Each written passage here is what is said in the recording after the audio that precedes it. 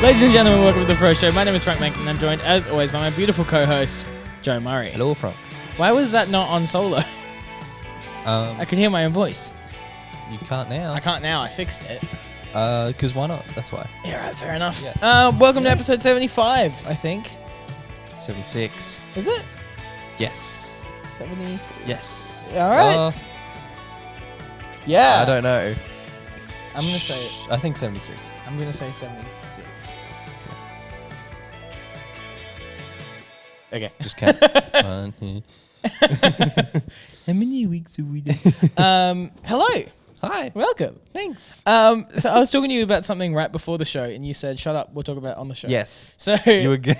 I could hear the blab coming. And they were like, it was just like, oh, now I don't have anything to talk about. Okay. That's what I was waiting for. Okay. Yeah. Please tell me about it now. I do really want to know. Okay. So I've been watching this show, and so it's kind of Rami Malek's big break. He was a well-known actor before this. He was in Nights in the Museum, like you said.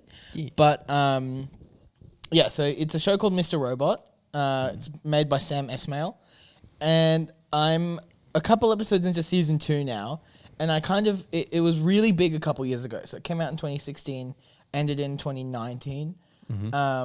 And was really big for a little bit. Was like on the level of like Game of Thrones and things like that. I completely missed it. Just had never seen it. Yeah. Anyway, I had like free time last week and started watching it, and I blasted through the first season in a couple of days. Yeah. So it's really good, and they're not short episodes. Like the first episode is like an hour 15. It's like it's an investment. But the general premise of the show is this guy. He's a hacker, and he is like an hacktivist. So the show opens with him like taking down this coffee shop owner who owns like child pornography and things like that, and like distributes it. Right. And so like that's how the show opens, but it gets like weirder and weirder as the show goes on. So he's like this hacktivist, but he works at this company that does cybersecurity for like essentially, it's kind of like a spoof on all of the tech conglomerates across the world. So in the show, I can't remember what it's actually called, but basically the whole show is from like it's all from his narration essentially. So you watching the show are literally his imaginary friend. So he talks to you as if you're his imaginary friend. Interesting. Yeah, so it's super weird. And so when things happen in the show, he's like, "Did you know? Like, did you know that was going to happen? Were you there for that?" Really weird and super meta. Yeah. But because of that, that's like slowly introduced. But in the first episode, he's like, this is the company that does this. They're technically called like Elta Corp or something like that. But in his head, he like switches it out for evil. So every time it's said in the show, it's Evil Corp, and everything says Evil Corp. So it's really weird like that. Yeah.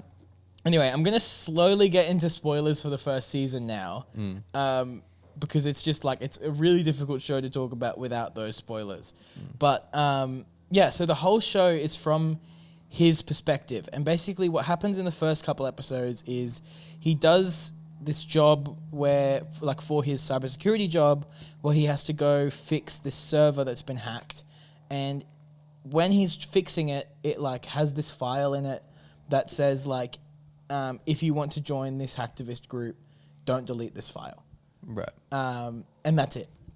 And then he gets contacted, like goes into this hacktivist group, bunch of stuff happens. They come up with this whole plan to take down this company. And their general plan is that they want to wipe all of the financial information that they have. And because this is like the big tech conglomerate in this universe, like everything goes through them. Yeah. Basically.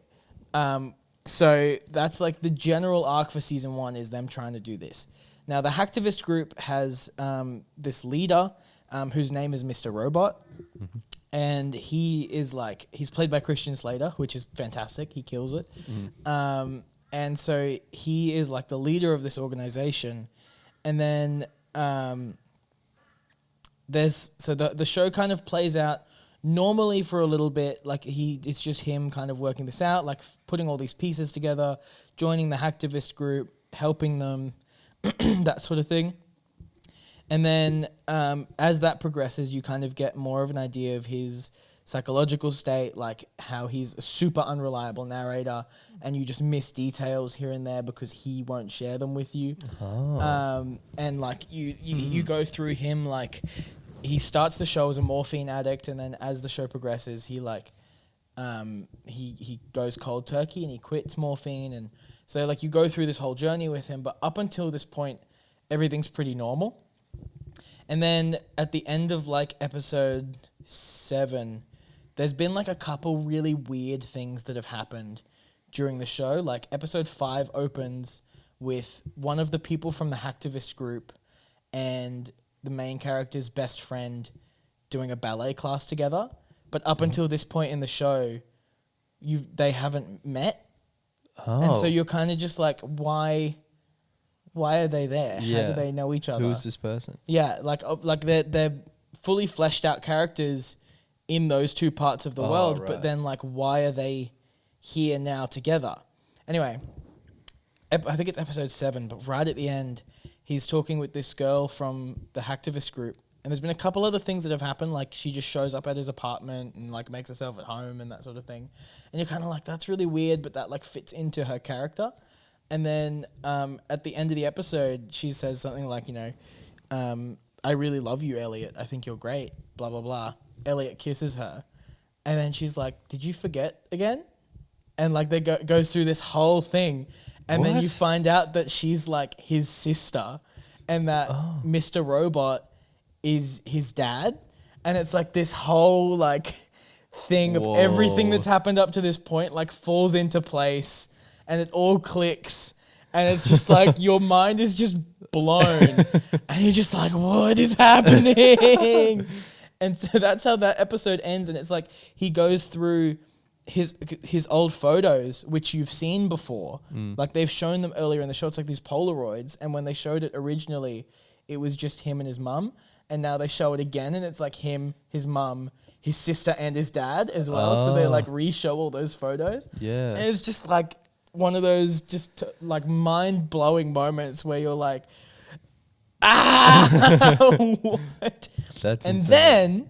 then after that, the next episode, you're like, Mr. Robot, his dad shows up at his door and like takes him out on this like whole escapade where they like go back to their childhood home and they have an argument, and Elliot, the main character, like there's like this whole thing that's been happening where when Elliot was a kid, his dad pushed him out the window. And they go back to the childhood home and Elliot pushes him out of the window. Anyway, they end up making up, and then his dad is like, I got to show you this place. And while all of this is happening, Darlene, his sister, and Angela, his friend, who had the ballet class together, they obviously know each other because they've all grown up together. And that's how that all connects. But they're trying to find Elliot because he's run off, and then like they kind of catch up in this cemetery where Elliot's dad has taken him, and they're having this conversation in the cemetery as Angela and Darlene are like running up from way, way, way away. And he's like, they're going to try and take me, don't let them take me, blah, blah, blah. And you're like, what is happening right now? Yeah. Like, are Angela and Darlene the bad guys? And like Elliot's totally fine physically, but Elliot's dad has obviously been thrown out the window. So he's like got a broken ankle and like cuts all over his face. So they're having this whole conversation. And as Darlene and Angela like rock up, the camera like goes out and it's just Elliot standing there. And they're like, who are you talking to? And they're like at his dad's grave. And so the whole time, and then he goes through this whole like breakdown scene where like the camera cuts and it comes back to him and suddenly he has the cut on his face and suddenly he's limping and like and it's all like in his head. He's like talking to you, the audience, and he's like, did you figure it out yet? Did you know? Like, do you really need me to say it? Do you want me to say it? And then he's like, I'm Mr. Robot. And then it's like credits, and you're like, what? That's insane. Yeah. So it's like this whole like you get one massive twist in one episode, and then the episode immediately after is this other completely massive plot twist, and you're just like, what is actually happening right now? And then like, and that's only like, that's what I would say is like the turning point for the show, where you go like, oh, this isn't a show about hacking. Yeah. You're like, the hacking is the backdrop for the show, but the actual show is about his mental state and his like the psychological effect of that on his world. Yeah. Anyway, that's just like the first big plot twist. There's many more. Yeah. I've had like 3 or 4 times where, and I never ever do this. I never do this, where I've literally gasped out loud. And I'm normally very chill watching TV shows. Yeah. Like I'm pretty much just like, oh, that sucks. But there's been like moments where like people have died or something has happened where I'm like, what? What is happening? So it's just, oh, it is so good. And the cinematography is insane. Yeah. It is so well shot. Wow. The whole show is just, it's beautiful. And the music choices are so well done. Like there's, in the episode that I just watched, Elliot like ostracizes himself to try and like help himself get better. Anyway, he like ends up, after all the realizations that Mr. Robot is him and it's in his head. He's essentially schizophrenic and sees his dad. Yeah. He's like trying to get rid of him. And then like at the end of this episode, he like comes to terms with the fact that he's just gonna have to live with this. And then the song that they play through the credits is Where's My Mind? Like a cover. Oh, right. And it's like an instrumental cover of Where's My Mind. And like when you realize that and it clicks, you go, oh, that's really smart. Yeah. That's really cool. But it's so good. It is so well done. Yeah. And Rami Malek is such a good actor, and he crushes this role because it's such a hard, weird role because the character is inherently not likable because he's just like this weird, anxious, like offbeat dude, and it just like none of it makes any sense. And so the show gets a bit hard to follow, but it's one of those shows where like you get to a certain point and like you're kind of just going along with everything that's happened up until that point, and then one thing happens and everything before it falls into place. Yeah. And it all just clicks. It's like dominoes. It's really cool. I can tell how satisfying that would be. Yeah. That big realization is like, Yeah. Yeah. And that's like the ones that I've said. I won't say any more, but there's already been like 12 of those.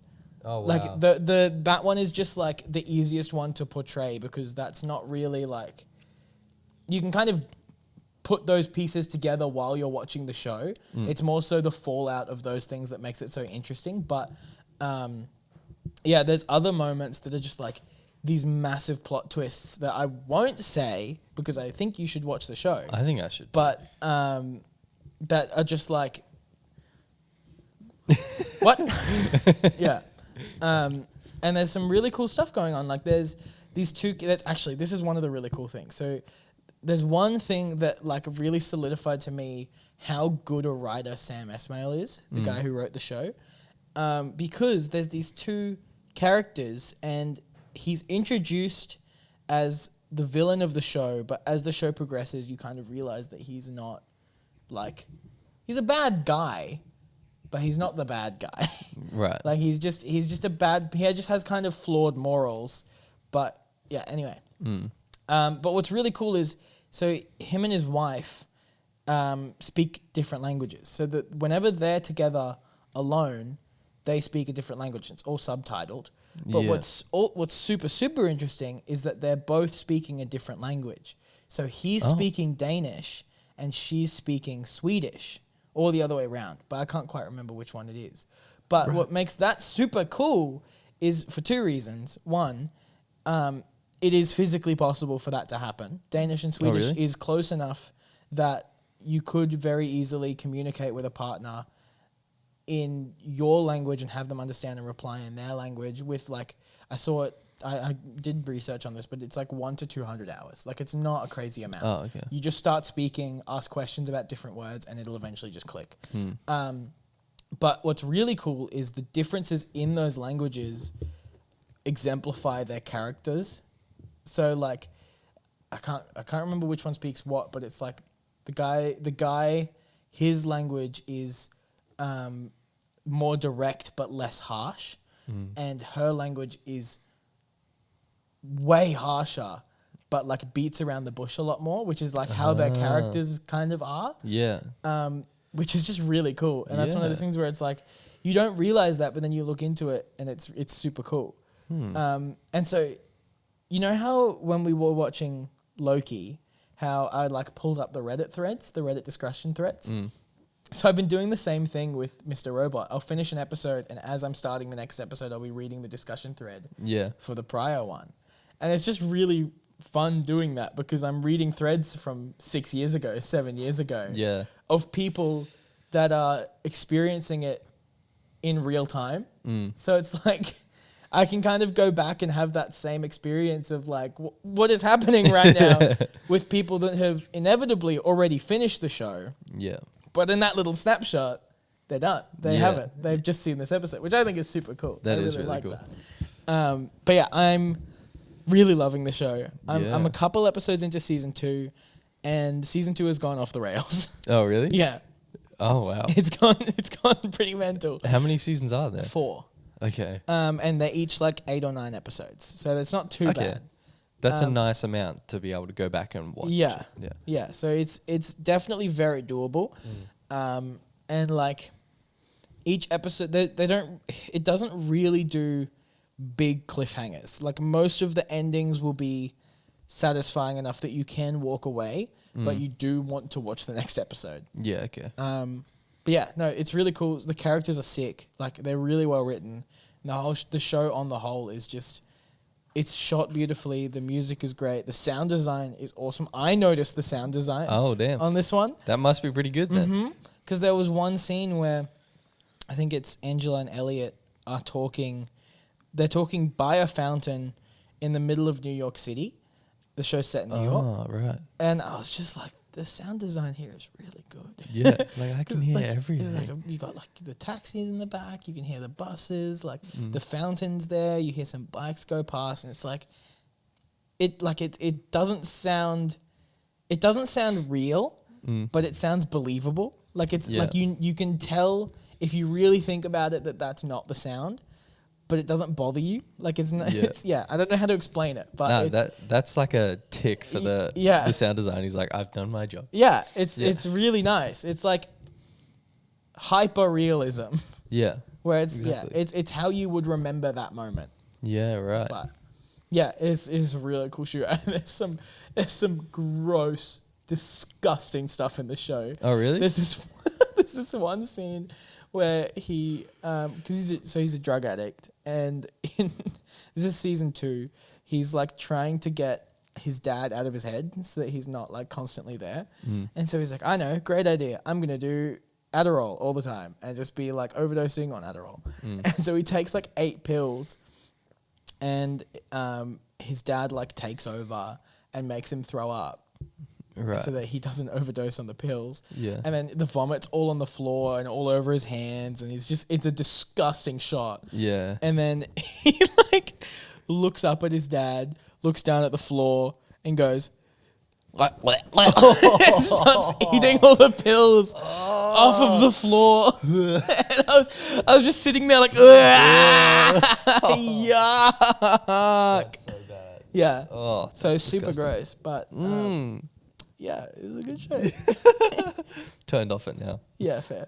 But no, it's really good. I'm really enjoying it. And I'm super keen. Apparently it's one of those shows that like doesn't have a downwards trend. Oh yeah. Like the story ends really well, which is good because I know a lot of shows that don't end very well. Well, they just keep going. Yeah. But yeah, anyway, I'm going to stop talking about Mr. Robot now, but what's it on? What?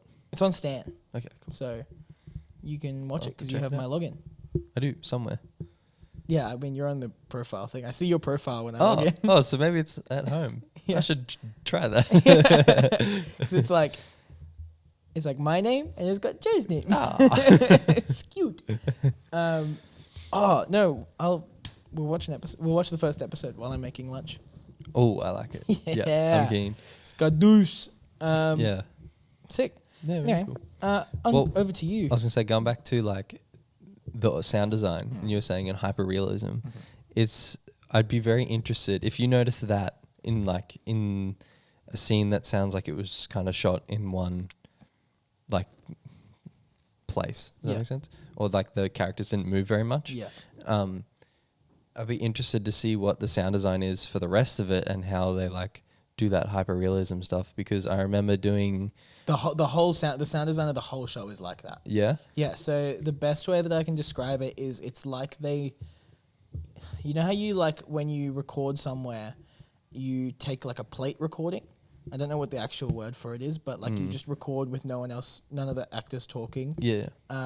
It's the same thing you do in like a room before you film, so that it's not like you don't have the dead silence. Yeah. It's kind of like that, except like cranked up to 100. Yeah. Yeah. So that's like, I remember doing a project where where my job was making the I guess atmosphere sound right, and like for one of the scenes, it's between like a father and a son. I think I spoke about this like probably episode 40 or something, but anyway. Yeah. Between a father and his son, and they're like having a conflict, and it gets to the point in the show where the son is like really annoying to the dad and he's just trying to work at home.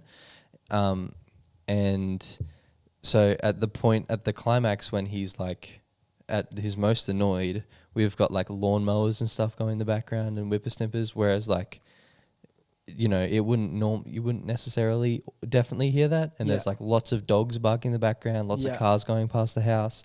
That sort of thing. So I think when you know a sound designer has like thought of that sort of stuff. Yeah, that's exactly what Mr. Robot does. Yeah. It's all that sort of sound design. Yeah. And they use a lot of they use a lot of sub. Oh, really? And we obviously recently got the sub. Yeah. And that at 10 o'clock at night is apparently very annoying. Oh, really? I was listening at I was watching it like 2 on the TV. Oh, really? And like it still just reverberates through the house. Yeah. Like it just goes boom. Yeah. Because that's the sounds that they've used. And it's like a super like deep, defined sub. Like whenever anything like remotely bad happens, it's like boom, boom, boom, boom. The windows.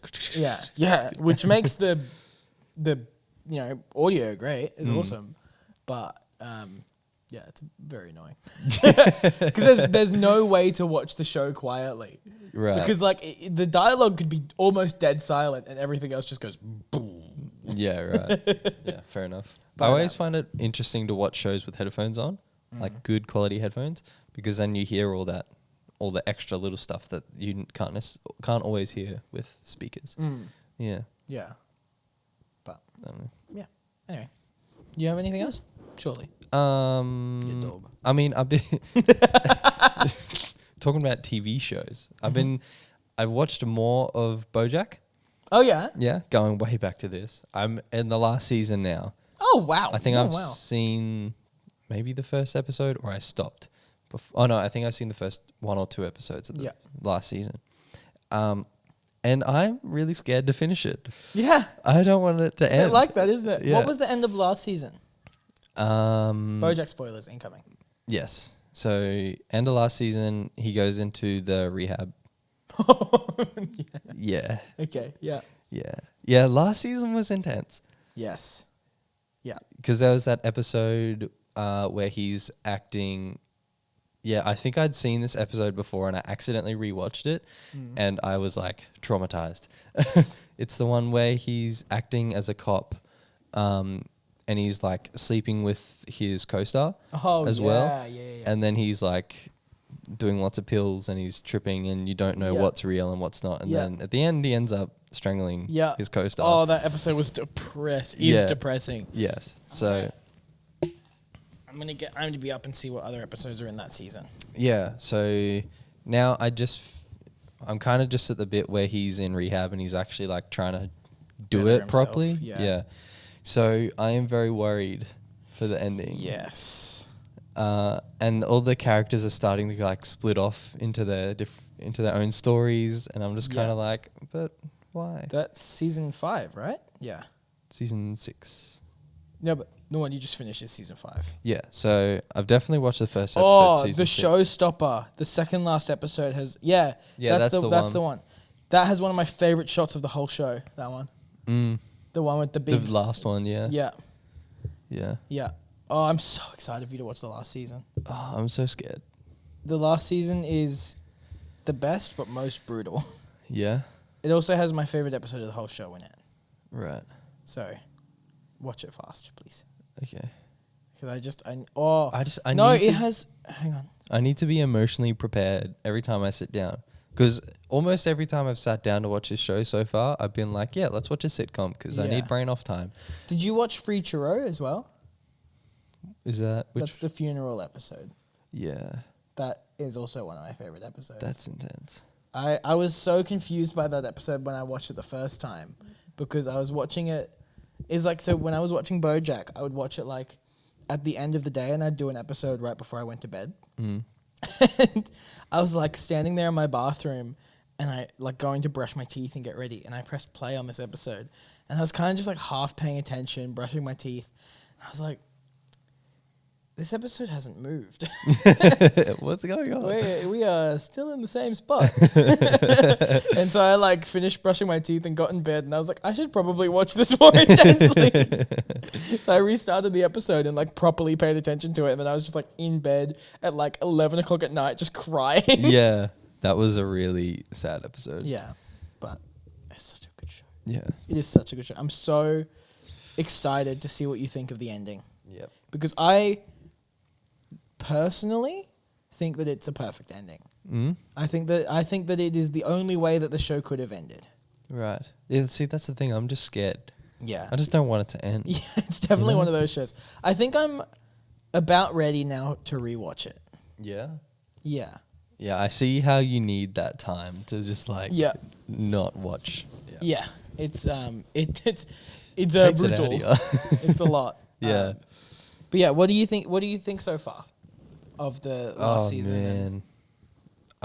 What do you think of the actually let me change that. Yep. What do you think of the progression of the show up to this point? Because the show changes so much from season 1 to season 6. Yeah. I think season 2 that you kind of realize, you really start to realize this guy's not good. Not healthy, yeah. And not healthy, and he's like not really a good guy. Yeah. And then now at this point, at least for me, all the way up until now, I've been like trying to see him as good. You try to rationalize it? Yeah, I'm like, come on, just do something good. Like that decision was okay. That was an okay decision. Yeah. And then, but he just keeps doing things that are bad, and it's like, ugh. Yeah. Yeah. And it's depressing. Yeah. Yeah. It's about now in the show where you kind of go, like when he's in rehab, you're like, okay, you're just not a good person. Yeah. You just kind of come to terms with that. Well, see, even now, like, he was trying to help this kid that got out of rehab. Oh, or yeah. who tried to escape rehab or whatever. Yeah. And yeah, even then you're like, okay, that was good. Good on you, Bojack. Yeah.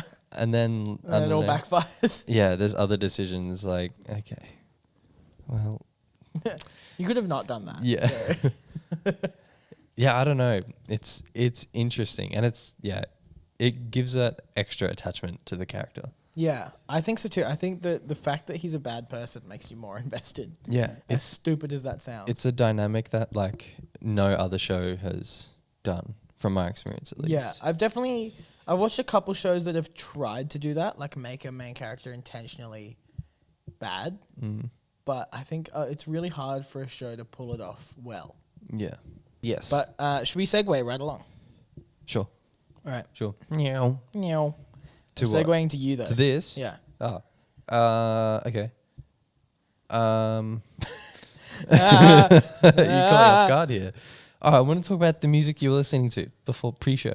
Yeah. Can you tell us about how you found it, what it is, why you like it? So I've been listening to exclusively 60s scat music. No. Yes, country scat music. That's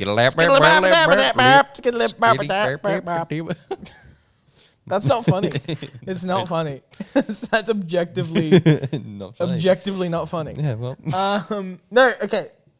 Real talk. I've been listening to a lot of like mid 90s, early 2000s hip hop. Yes. And I've always really loved it, but I've never been able to properly nail like the people that I like.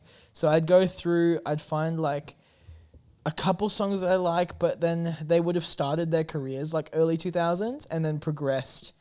Like Taylor Swift. Sure. Well, for example. Yeah, for example, I would have said more like Eminem. Oh, yeah. I meant more like for an obvious change in Right. style. Okay. Yeah. But there's a lot of people like that, and a lot of rap that it's hard. So I used to think that I liked rap, but as I'm learning more and more, I'm realizing that what I actually like is hip hop and soul, and it just so happens that some rap has an overlap. Yep. Wiggity whack. Hey.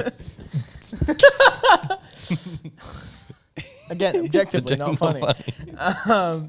Yeah, so I ended up stumbling. Well, not stumbling. So Atlanta. I was watching Atlanta. I talked about it a little while ago. Another show you need to watch. Yep. And I was watching that, and so I ended up listening to the soundtrack for a little bit. And then I pulled a bunch of songs from that soundtrack and was listening to them for a little bit. And then I found this one group that I consistently kept coming back to. And it was one song by The Far Side. And it's a song called, let me find it. Is that the same guys that you sent me the music video of? Yes. Yeah. So it's a song called Passing Me By. Yes. And it is from the album Bizarre Ride 2 from 1992. So it is... Early 90s. Early 90s. It is 9 years older than me, this album. Jeez. So I found this one song and I was just obsessed with it. I kept playing it over and over again. Found a couple other Far Side songs that I really liked. And then I was like, I didn't really know where to go from there because like you go to these Spotify artist pages and then because it's hip hop, rap, whatever, you go to the similar artists and it's like... Drake. Yeah, exactly. It's like Yeah. Drake, Biggie. Yeah. Like you get all the like big names. And yes, they're good artists, but it's not the same vibe. Anyway, so what I ended up doing was I went and I was watching a bunch of their old music videos, which by the way, the Far Side music videos are mental. They are super well done. But I was watching one of their music videos, and as you do when you're watching a YouTube video, I was scrolling down through the comments and just reading as I was watching, or listening, I should say. And there was this one comment that pretty much just listed a bunch of musicians of the same vibe. Oh, yeah. So I'm going to read them. These are all of the musicians that this person listed. The Far Side, Souls of Mischief, Hieroglyphics, Blue and Exile, Living Legends, The Grouch, Murs, Eli, Zion I, People Under the Stairs, Black Alicious, Gift of Gab, Dilated Peoples, Jurassic 5, this is what he wrote, are all amazing, bringing soul, lyrics, unique flows and melodies, originality, and fun to music. From the West Coast, like A Tribe Called Quest, De La Soul, Mos Def, Gangstar, Guru, Mr. Life, etc. On the East Coast, or Loop Fiasco, Atmosphere, Idea, J Dilla, etc. in the Midwest. Give them all their flowers now. So that was the comment that this person wrote. So what I did was I went on Spotify, searched up every single one of those names, and just took their top 5 songs and chucked them in a playlist. Nice. And I've been vibing to that for the past couple days, and it is just so good. Yeah. Do you have a preference between like East Coast or West Coast music? Because I know at least, well, probably a bit before that, there was a big difference.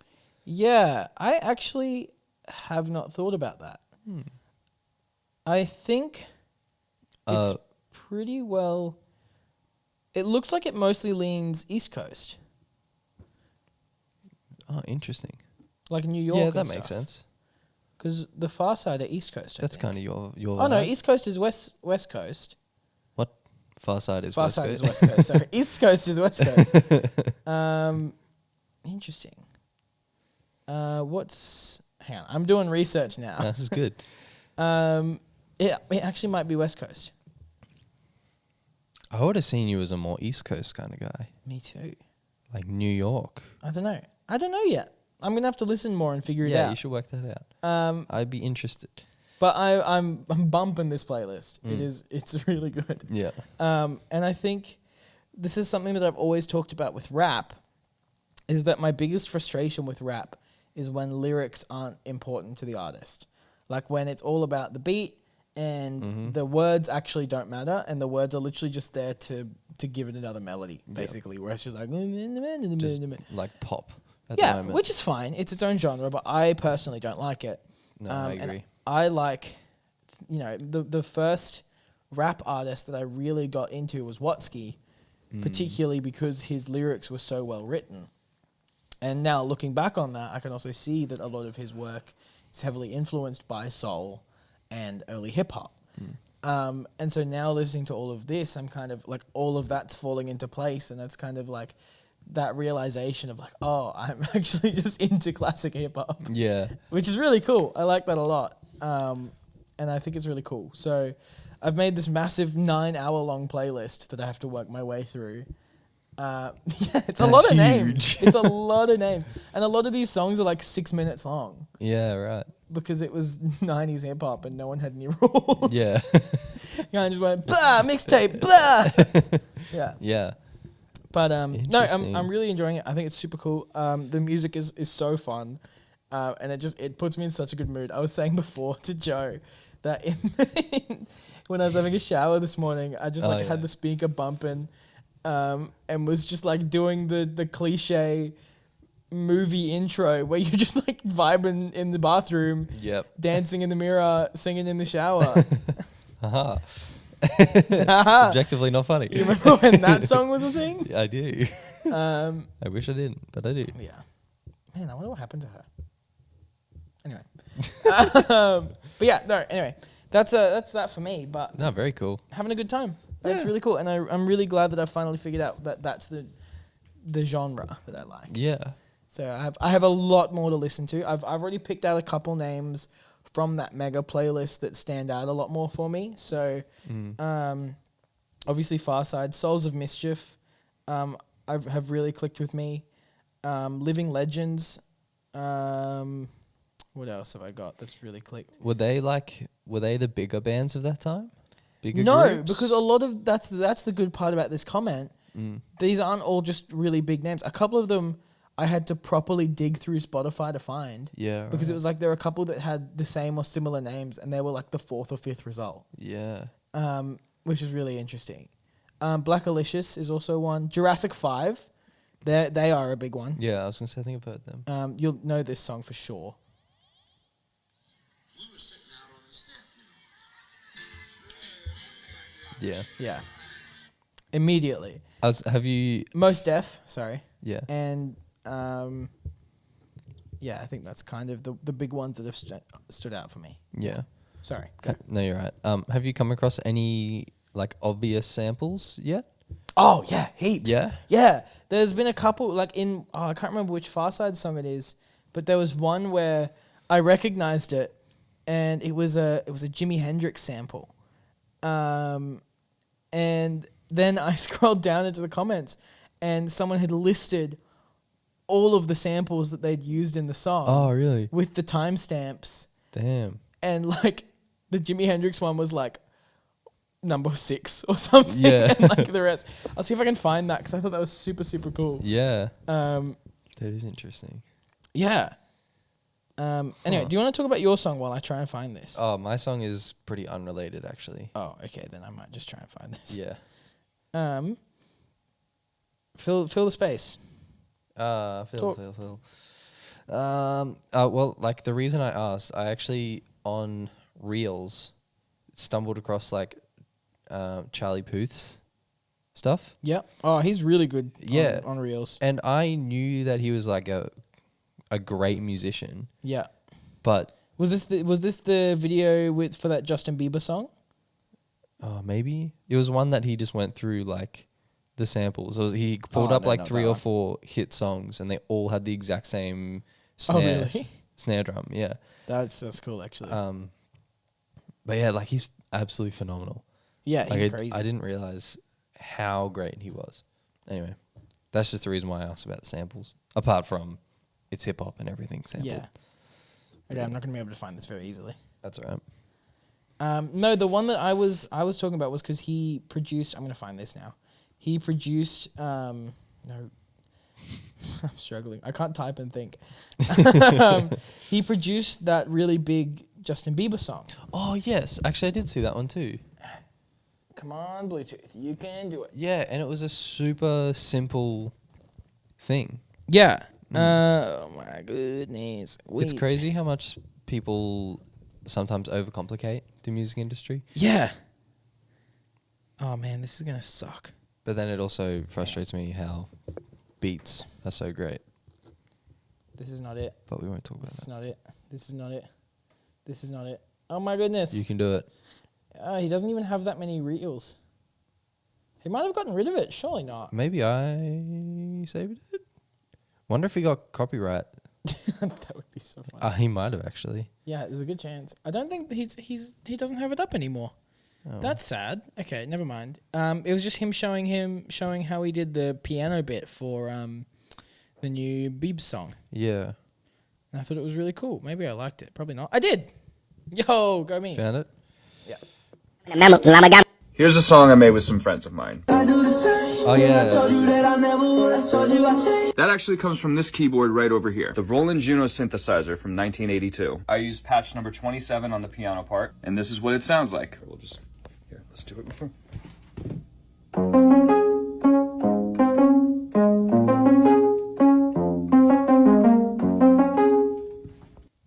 Here's a song I made with- I like that a lot. That's another testament to be like analog over digital. Yeah. Every time. Every time. Yeah. But I love that he's just like, that's this piano over here. And I use Yeah. patch 27. Do do do do. Do do do do do do do do. Yeah. Crazy. He's Same such with a, yeah. same thing. Have you seen the Ludwig Göransson when he breaks down Yeah. Redbone? Yes. Oh, you did. Yeah, cool. Same thing with that. He's Yeah. like, yeah, that piano there. That's that one. That's the thing. Yeah, that's one. Yeah. And this guitar, that's this part. It's like, oh, he's so cool.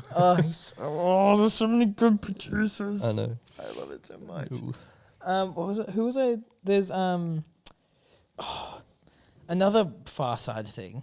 One of the guys that produced a song for the Far Side also produced a bunch of other hip hop over time. Oh my gosh, I am struggling today. Do. Yeah, by Jay Dilla. So he produced a bunch of like the early hip hop stuff. I'm not going to be able to find what he produced. Oh my gosh. You can do it. No, I actually can't. Here, discography. Production credits. Here we go. Okay. So he did. Okay. Wow. Okay. Oh my Whoa, gosh. you're still scrolling. Whoa. Oh my gosh. All right. Whoa, We're going to that's start. So he huge. died recently. I'm just going to go through and I'm going to name just the big names. Okay. Busta Rhymes. So this is 2020 going backwards. So Okay. Busta Rhymes, Common, XXX Temptation. Yep, that one. Yep. Snoop Dogg, Whoa. Wow. What else have we got? Big Sean. Mos Def. This is all aside from his own career. Stuff. Yeah. MF Doom. What else have we got? Drake. Common again. Busta Rhymes again. The Roots. Busta Rhymes again. Common again. Yeah, wow. There's a lot. There's a lot here. Oh wait, this is early 2000s now. Daft Punk. Oh, Produced whoa. for Daft Punk. Jeez. Didn't know they needed a producer. Common, Busta Rhymes again. Mos Def. Busta Rhymes again. Busta Rhymes liked him. Yeah, they must have been mates. Wow. Yeah. Okay. There's a lot of people. We're going into the late 90s now. Tribe Called Quest. Busta Rhymes again. Tribe Called Quest again. Farside. Hey. Busta Rhymes. Tribe Called Quest. Farside in a row. Yeah, wow. Wow. Okay. Cool. Quite a bodacious discography. Yeah. Damn. But yeah, great. Love it. You should see if you can find any like cassettes of their old stuff or something. Oh, that'd be sick. That'd be so sick. Yeah. Because I I'd say love if they're like 6-minute songs, they probably won't be on vinyls. it. No, probably not. But it's good vibes. I like it. Very good. I like it. You got anything else? Not really. That went quick. Oh my goodness. It did go quick. That went really quick. Should we wrap it up then? Yeah, I reckon. Yeah, you reckon? Yeah, I reckon. Yeah. All right. Well, thank you so much for listening to this episode of The Froe Show. And if you want to give us money, head to patreon.com/The Froe Show. Joe, do you have anything else you want to say?